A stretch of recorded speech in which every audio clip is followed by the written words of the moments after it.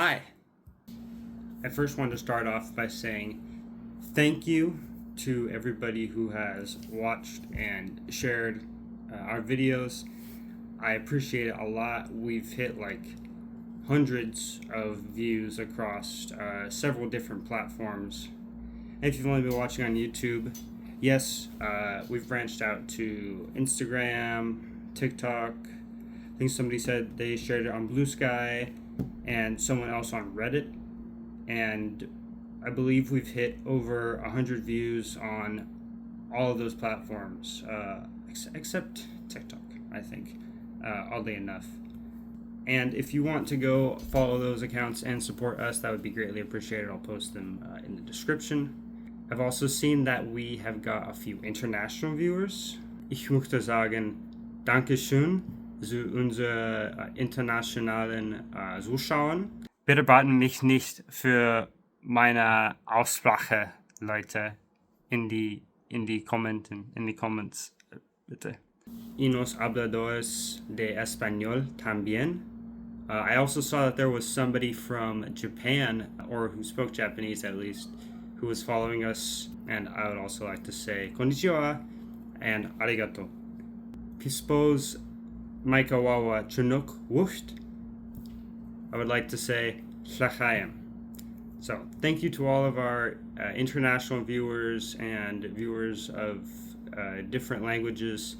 I really did not expect Cascadia to be so popular internationally, but I am very happy that it is.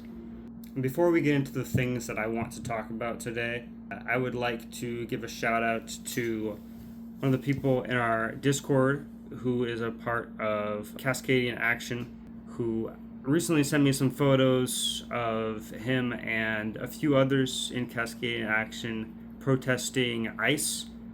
I wasn't given much information other than the pictures and that I was told that they were protesting ICE.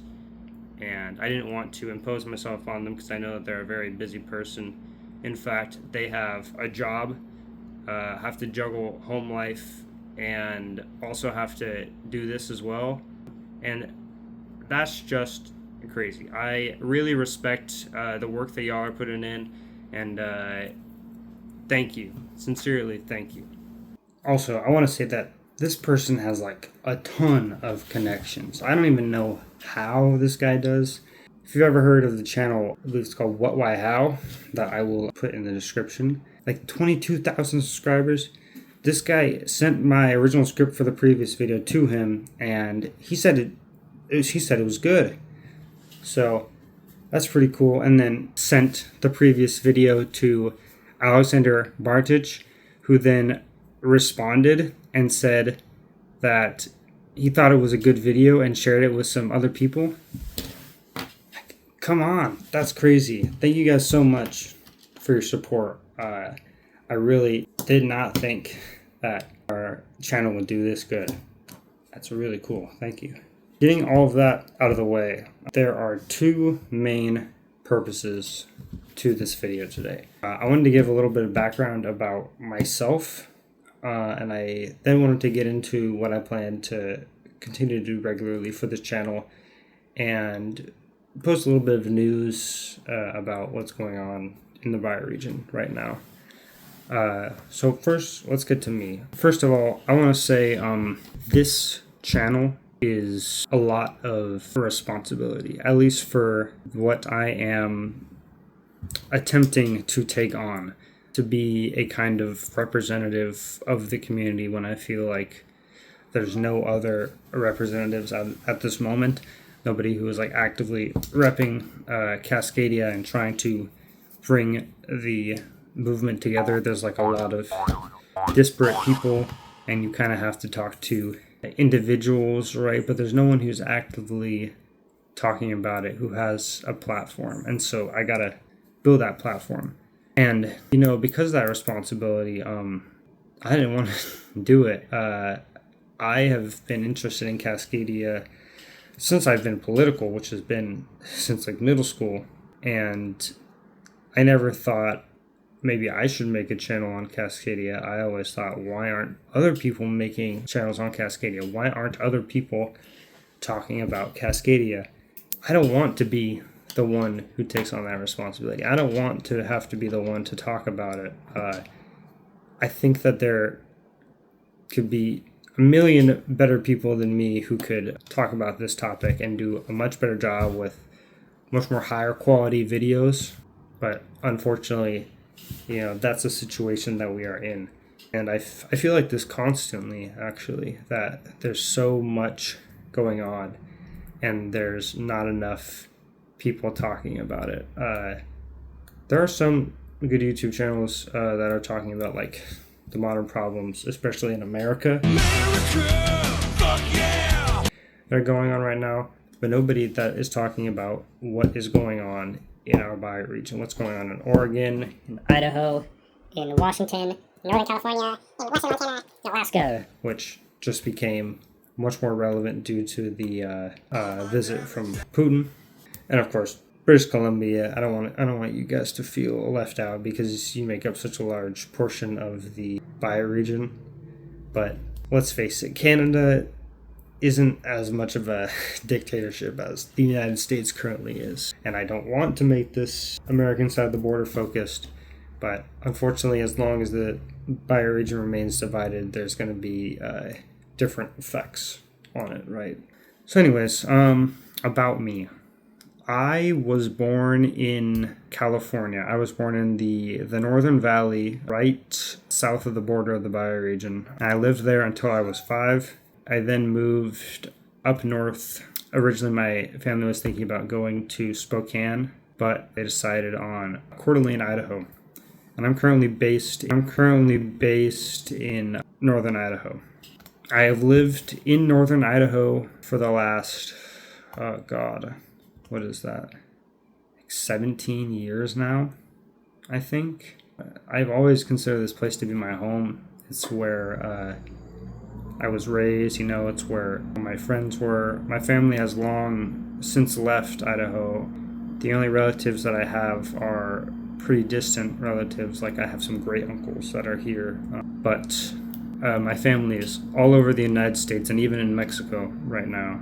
I was raised very Christian, specifically just from my mom, almost only my mom. My mom would come to my bed every night and she would pray by my side. And even though my mom has made a lot of terrible decisions, one thing that I can credit her for is that she's always given me a really big sense of wanting justice and wanting everybody to be equal and nice, even though I've had plenty of mentors in my life that have been completely evil people.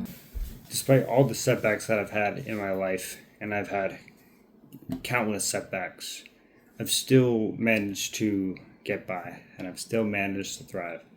Even now, I'm a full-time student and a full-time worker as well, and I live in Idaho, so I don't make as much as I would want to. Right now, I am really poor. In fact, I have $11 in my bank account.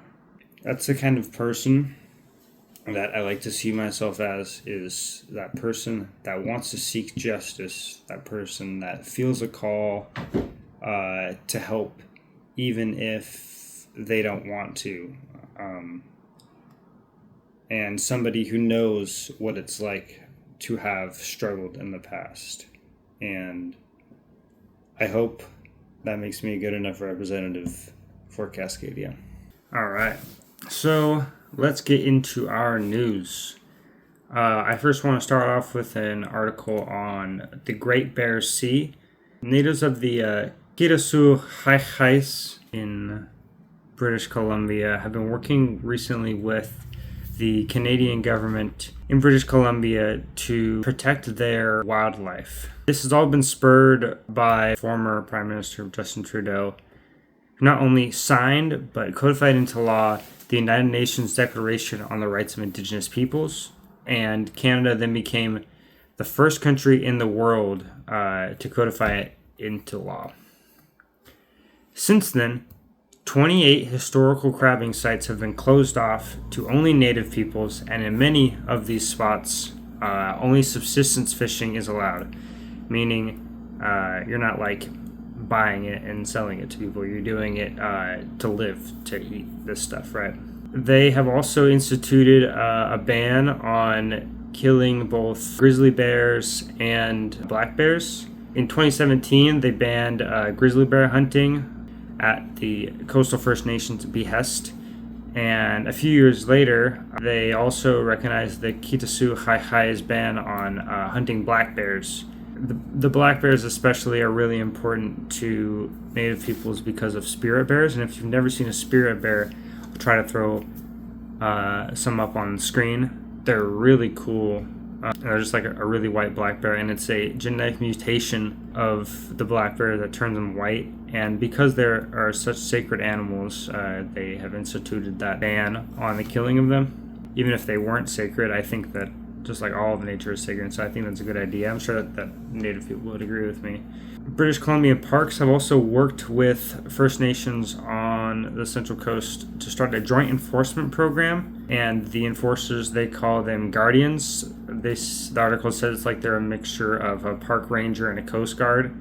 If a guardian passes the province's ranger trainings, they have the authority to not only enforce British Columbian but also Indigenous laws in their provincial parks, which gives natives a lot more control over their land, right? It's just so great to see cooperation between Canada and the Indigenous people. Obviously, due to climate change, it's becoming ever more important that those who know how to properly steward the land be given a higher authority.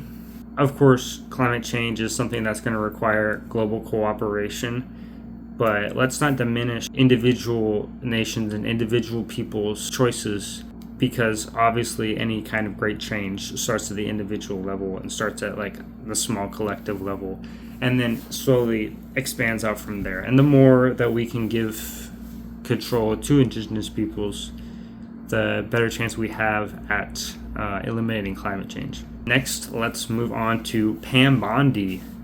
Pam Bondi has sent letters to both Oregon and Washington over their sanctuary city laws, demanding that they submit a response to the letter that she sent and identify immediate initiatives that they are taking to eliminate laws, policies, and practices that impede federal immigration enforcement. Both governors of the states and the mayor of Seattle have commented, reaffirming their commitment to protecting all individuals in their states and cities and denying Pam Bondi's demand. And it's really cool to see that there are at least some politicians with a soul and with a backbone, right? However, notably, not all of them, such as the mayor of Portland, who apparently declines to comment. So I think we should 86 that guy, right? 86, whatever, however you do that.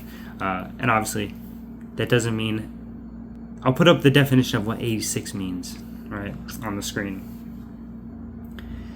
Let's hopefully not see a crackdown, though, on Seattle and Portland, like what is currently being seen in D.C., because, of course, every form of resistance is met with oppression. So it's only natural that they could take that as a sign that they need to be more forceful. But that just means that we need to be more resilient and more resistant to their force. And I think that's very possible with us Cascadians. And despite all the uproar you saw from the Democrats in the media, it's interesting when you do all the candid interviews of people on the streets of D.C., 93% of whom are hardened leftists. They're like, no, this is great. I feel safe. This is a wonderful thing. Let's do this. Maybe we should roll out the tour to Portland, Seattle, the other, what we'd call, crap hole cities of the country, not because they're crap holes, but because Democrats made them so. Next, we'll move on to the West Nile virus, which has been detected in Three Islands Crossing State Park in Glenns Ferry, Idaho. The West Nile virus. From the West Nile. The superintendent of Elmore County Pest Abatement Program, Jason Kenley, has commented that there is no vaccination for humans, so there's not much that we can do to prevent ourselves from getting it if we happen to be bitten by a mosquito carrying the West Nile virus. but of course we can prevent ourselves from being bit by mosquitoes. Last week, the Idaho Department of Health and Welfare reported a person over the age of 65 died of the virus, the state's first recorded West Nile death this year. The only advice I could give would just be to stay safe, y'all, especially in times when healthcare is more expensive and government aid is disappearing. It's just really important that everyone take the necessary precaution to prevent themselves from getting sick, because if you do, you better hope you have a really tight family group, really good friends, and you gotta hope that they have money and that they're not poor like you. The West Nile virus, what the fuck? Next, we're moving on to Brad Little. Mr. Brad Little guy. Governor Brad Little announced something funny recently. Something really silly. Governor Little announced in June that Idaho would participate in the jail enforcement model that is designed to identify and process undocumented immigrants that had already been arrested. But it turns out he lied. Governor Little Man lied. What a little man. What a tiny little bitch. Governor Little Man actually joined the task force model, which allows local law enforcement to interrogate anyone on the street about their immigration status, potentially arrest them, and ship them off to a detainment facility. Then, Governor Little Man announced he has ordered up to 14 Idaho National Guards to assist in ICE duties. According to the numbers, Idaho ICE arrests are up 797%. Has crime decreased by 797%? I highly doubt that. I highly doubt that it's even dropped 10%. So thank you, Mr. Little Guy, for using Idaho tax-paying dollars to ruin people's lives. In fact, I have a gift for you.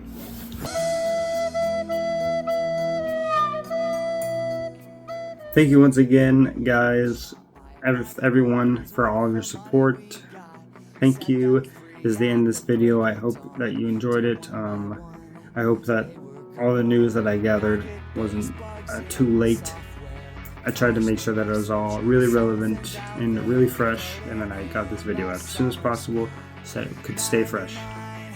And thank you once again, everybody, for watching, and I'll try to make more videos. Thank you so much.